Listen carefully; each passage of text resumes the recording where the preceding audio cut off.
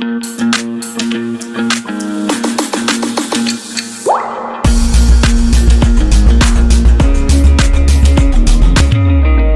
Court.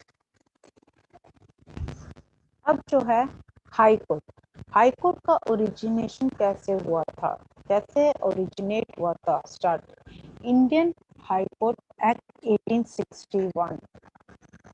एक Indian high court act आया था 1861, वहां से जो है हाई कोर्ट का जो है ओरिजिन हुआ था, शुरुआत हुई थी।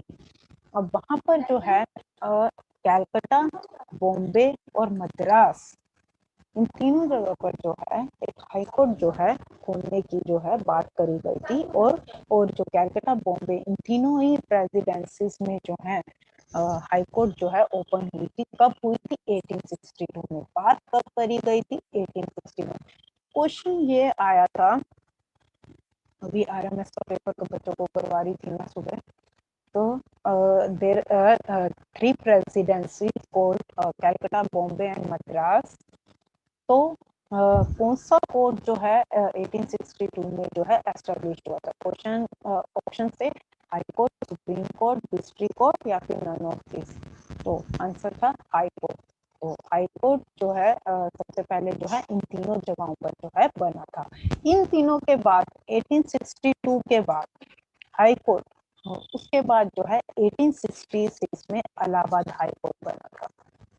और लेटेस्ट हाई कोर्ट कहाँ पर बना है, कौन सी जगहों पर बना है? दैट इज मणिपुर, मेघालय और त्रिपुरा। इन तीन जगहों पर 2013 में जो है लेटेस्ट जो है हाई कोर्ट जो है बनी है। कॉमन हाई कोर्ट भी हो सकती है, अभी हम स्टडी करेंगे।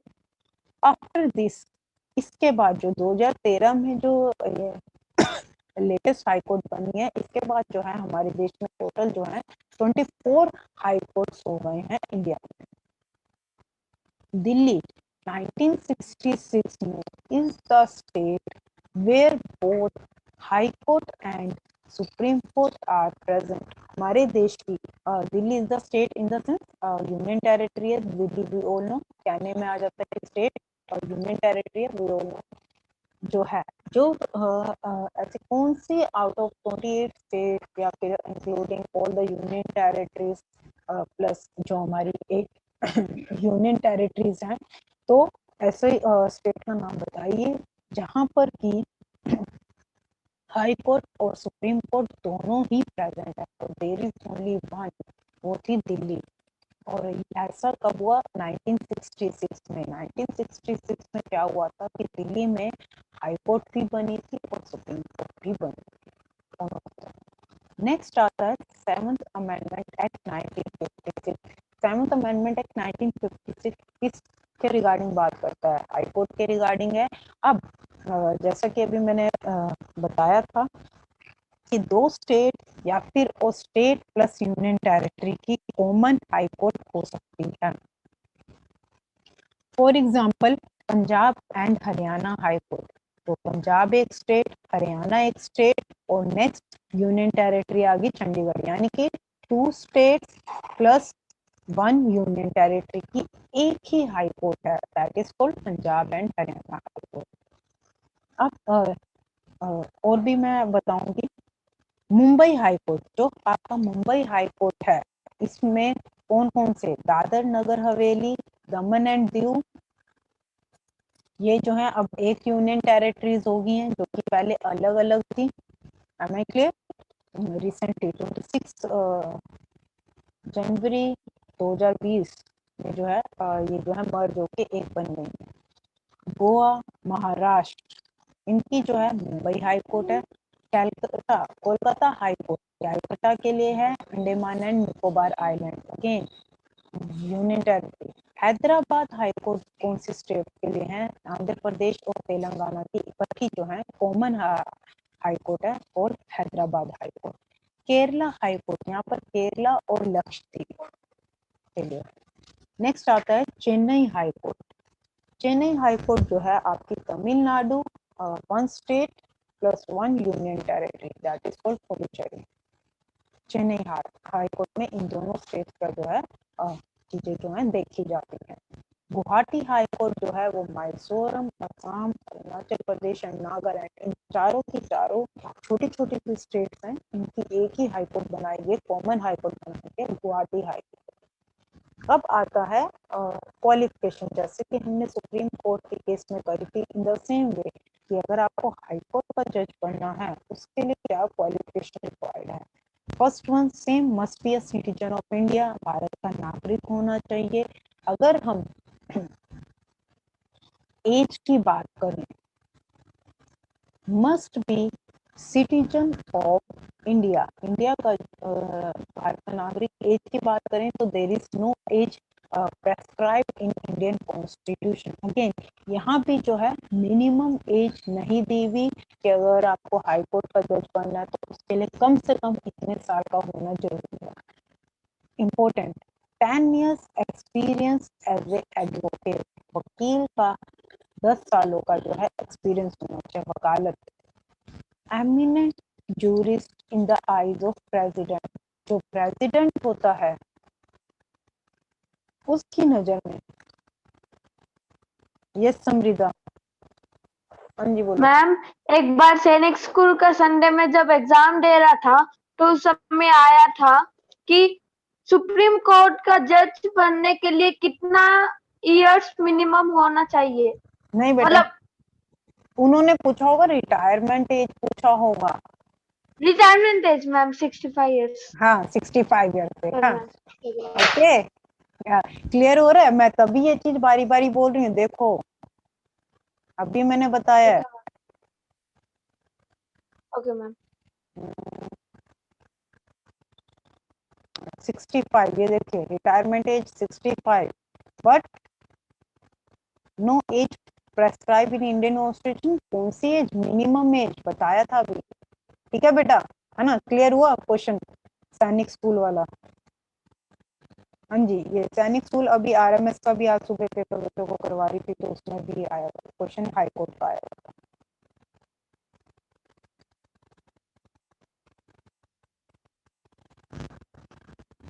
हाँ जी, next is eminent jurist in the eyes of president, यानी कि प्रेसिडेंट की नजर में जो है एमिनेंट जूरिस्ट होना चाहिए, सेम वे जैसे सुप्रीम कोर्ट, यानी कि उन उसमें डिसीजन लेने की एबिलिटी अच्छी होनी चाहिए उस पर्सन में, वो जो है अच्छे से डिसीजंस ले सके, उसका जो है प्रीवियस रिकॉर्ड अच्छा होना चाहिए, यानी कि जो बड़े बड़े केसेस हैं उसमें अच्छे अच्छे डिसीजंस उन्होंने लिए हुए हों, अच्छे अच्छे जजमेंट्स दिए हुए हों।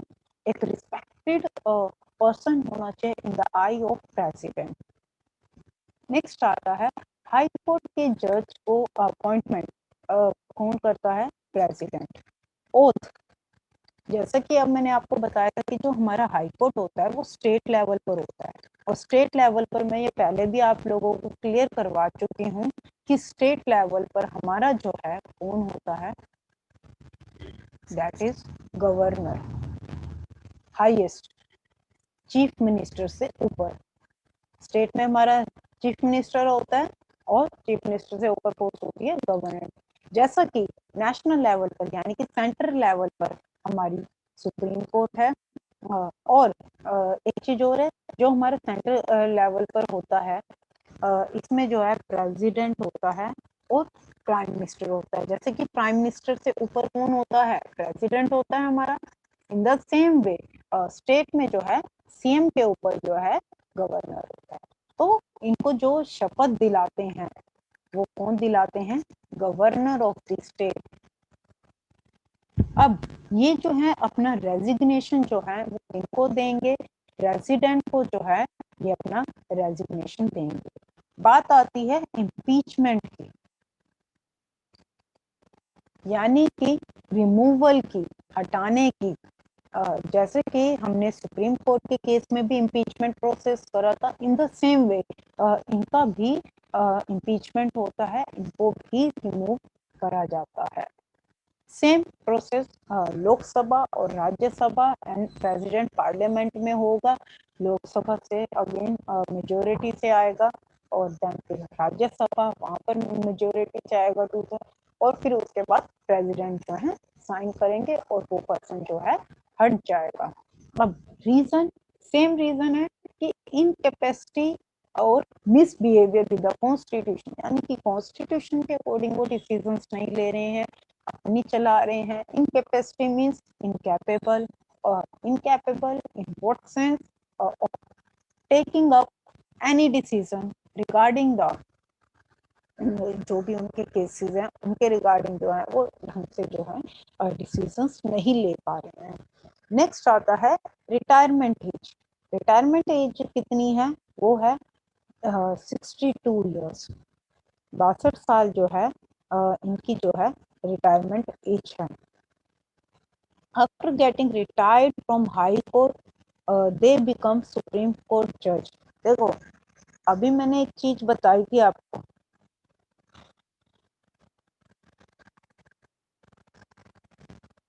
यहाँ पर बोला था ना कि 5 इयर्स एक्सपीरियंस होना चाहिए हाई कोर्ट के जज का।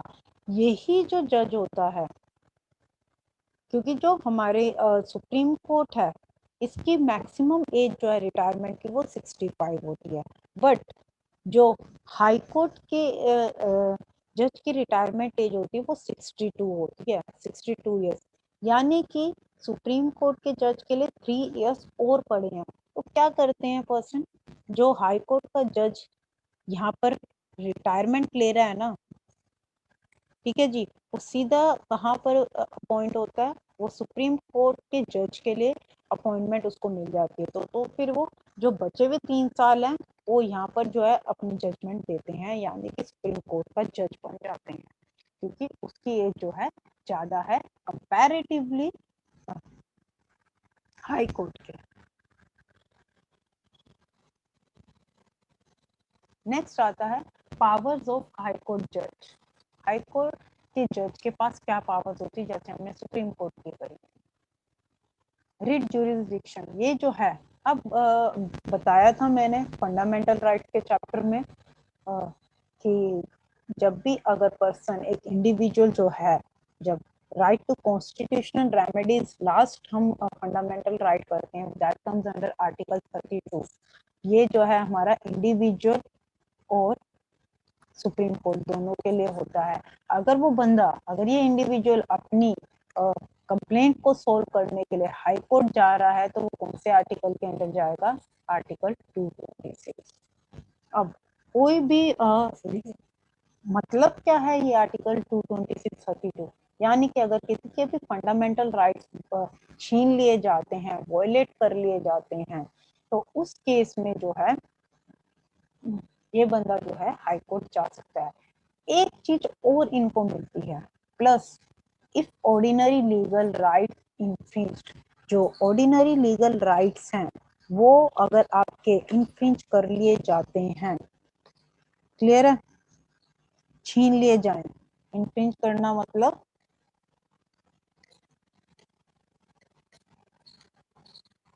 आपके छीन लिए जाएं, तो उस केस में भी जो है आप जो है हाई कोर्ट का जो है आर्टिकल 226 के अंदर जो है दरवाजा खटखटा सकते हो।